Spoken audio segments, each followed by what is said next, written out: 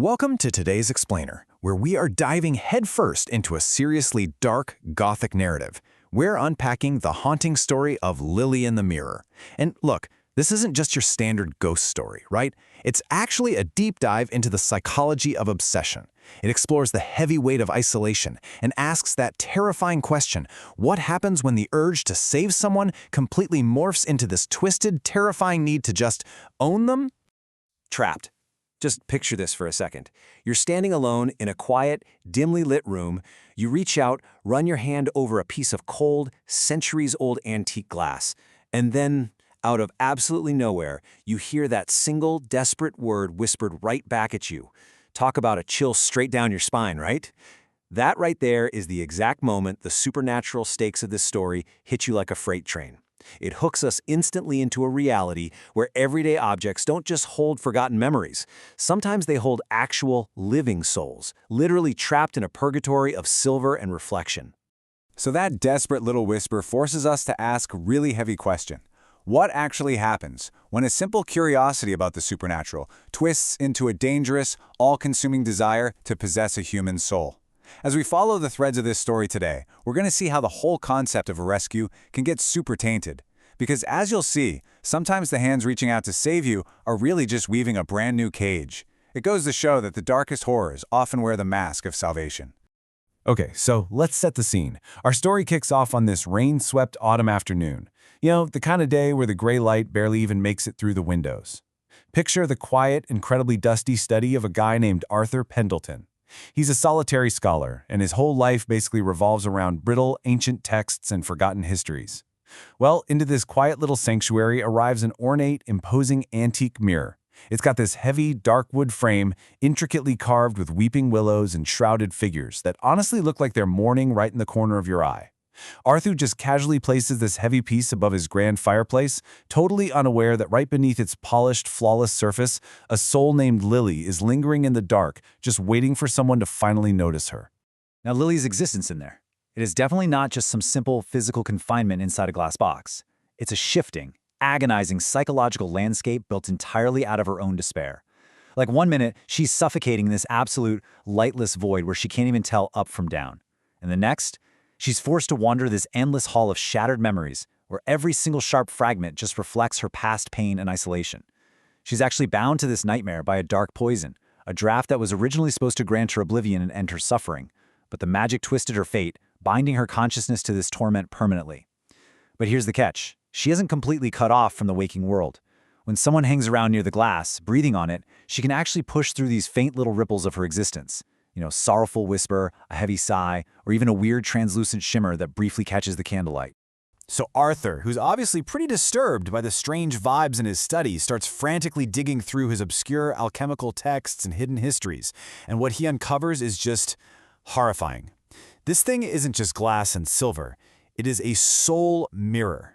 Basically, it's this ancient, highly forbidden artifact made specifically to capture and hold spirits. And not just any spirits, specifically those who died in profound despair or were consumed by massive, overwhelming emotions right at the moment of their death. But the absolute scariest part, it doesn't just hold a prisoner. It's actually a malevolent object that actively feeds off the raw emotions of whatever room it's in. It literally uses human feeling to strengthen its own ethereal chains. Wild, right? And the horror of all this doesn't just explode overnight. It creeps in.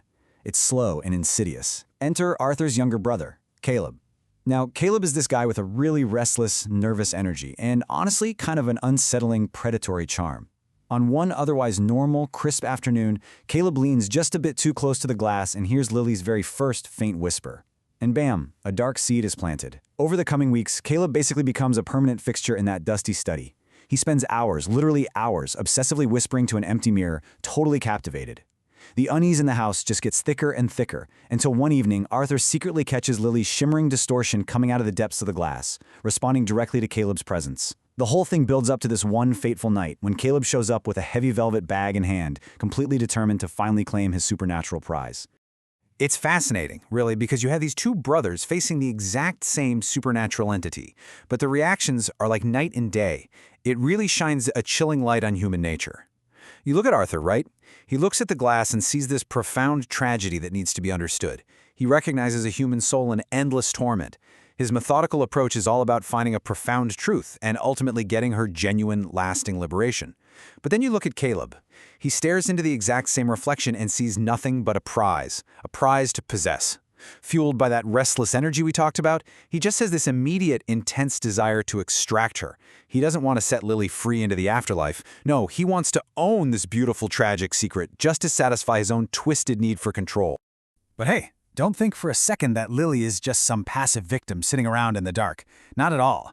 With a fierce will forged by centuries of sheer loneliness, she starts playing a really dangerous game. It's a desperate strategy, but she realizes that Caleb's constant, obsessive presence is actually building a way stronger energetic connection than Arthur's careful research. So, she takes a massive gamble. She starts sharing these fleeting little glimpses of her decaying, ornate world with Caleb. She lets him hear clearer fragments of her voice. Basically, she is deliberately feeding Caleb just enough of her essence to really stoke that dark obsession, hoping against hope that pushing him toward a rash, desperate action might somehow shatter the mirror and give her a violent way out. She's literally bargaining with a potential captor for a shot at true freedom. 2. Think about that for a second. Two entirely opposing forces are currently trapping Lily, suspending her in this awful middle ground. On one hand, she's stuck waiting on Arthur's cautious, methodical research, which sure seeks the pure truth, but offers literally a zero immediate escape from her daily nightmare. And on the flip side, she's being pulled by Caleb's intense, possessive desire. That path promises immediate, explosive action, but comes with a terrifying, completely unknown risk. She is caught squarely in the crossfire between academic paralysis and toxic obsession. And, well, that terrifying risk finally materializes. Caleb bursts into the dimly lit study with this manic, sinister certainty. He is 100% convinced he's uncovered the method to claim her. From that heavy velvet bag, he starts pulling out the tools for a dark, entirely misguided ritual, laying them all out with shaking hands. First up, a small, tarnished silver locket with stiff hinges. Then, a handful of pungent, dried herbs that he meticulously arranges on the dusty mantelpiece right under the mirror's weeping willows. And finally, he produces a glass vial filled with this murky, crimson liquid that instantly fills the room with a thick, sweet, metallic scent. It's a fluid meant explicitly to draw out and permanently anchor her ethereal essence. As Caleb is frantically setting all this up, Arthur suddenly recognizes the components from his own translations, and guys, the horrifying truth just drops like a stone in his stomach. Those cryptic inscriptions on the mirror's frame? Yeah, they talked about severance, but definitely not liberation. That silver locket on the mantle isn't a key to the afterlife, it's a tiny, unyielding little vessel designed for a brand new, permanent binding. And right at that exact moment of realization, the climax hits. Lily's voice, which is suddenly super strong, sharp, and resonant, echoes right off the surface of the glass. She looks past Caleb, locks eyes with Arthur, and just cries out in pure terror, "He intends to bind me anew." Caleb's whole rescue mission is a complete lie. He just wants to turn her into his own personal pocket-sized captive. So absolute chaos erupts in the quiet sanctuary. Arthur lunges forward with desperate speed, his hand smacking Caleb's arm. The vial goes flying and violently shatters against the stone hearth. This thick, crimson liquid splashes everywhere across the ash, spreading like a dark stain and filling the air with this awful, cloying copper smell. Caleb just loses it. He roars with this animalistic rage and violently shoves his older brother backward. Heavy ancient books are raining down from the shaking shelves, pages are tearing everywhere as the quiet scholar and the obsessive collector get into this desperate, violent, physical brawl right on the floor. All reason just evaporates, entirely eclipsed by Caleb's dark, possessive fury. And as the brothers are fiercely trading blows amidst all these scattered pages, all that raw, violent emotion flooding the room starts feeding the soul mirror's ancient magic. The heavy wooden floorboards actually start vibrating with this deep, resonant hum, the kind you can literally feel in your teeth. Inside the glass, Lily starts pulsing.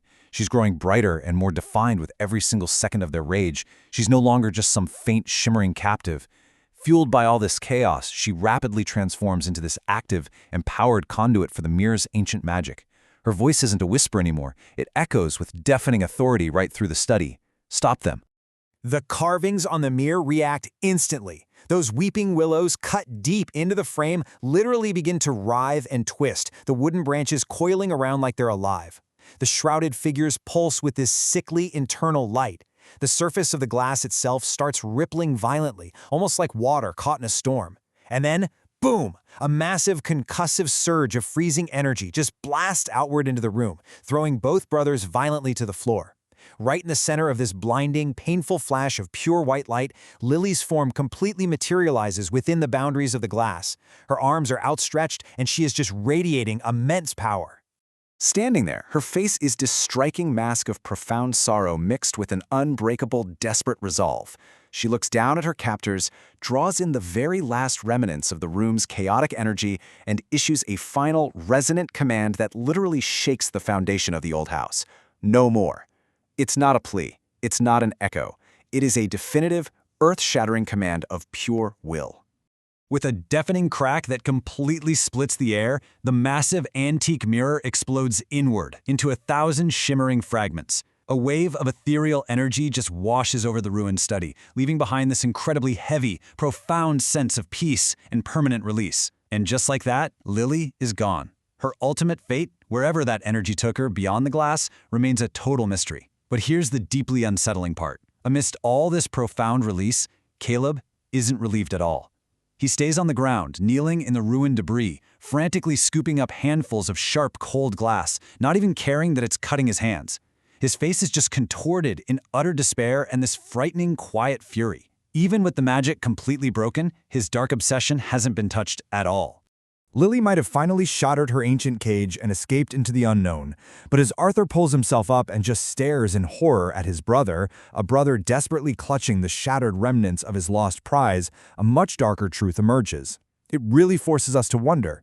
When a deep, toxic obsession is thwarted, it rarely just disappears, right? No, it mutates. So what new, far more dangerous darkness did Caleb's shattered obsession just unleash into the world? It's a chilling reminder that sometimes the most dangerous cages aren't made of magic and glass, but of our own twisting desires.